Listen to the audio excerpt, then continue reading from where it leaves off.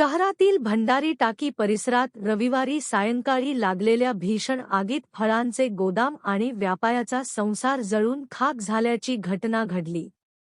या आगीत लाखो रुपयांचे नुकसान झाल्याचा प्राथमिक अंदाज व्यक्त करण्यात येत आहे.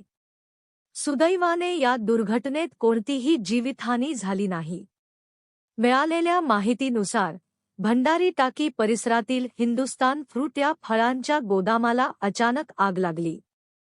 काही क्षणांतच आगीने रौद्ररूप धारण केल्याने संपूर्ण गोदाम आगीच्या विळख्यात सापडले. गोदामात साठवून ठेवलेले केळीचे सुमारे 80 ते 100 कॅरेट, एक बर्गमन दुचाकी तसेच व्यापारी अशफाक बागवान यांच्या कुटुंबाचे संसारोपयोगी साहित्य पूर्णपणे जळून खाक झाले. घटनेची माहिती मिळताच शिरपूर शहर अग्निशमन दलाचे जवान तातडीने घटनास्थळी दाखल झाले.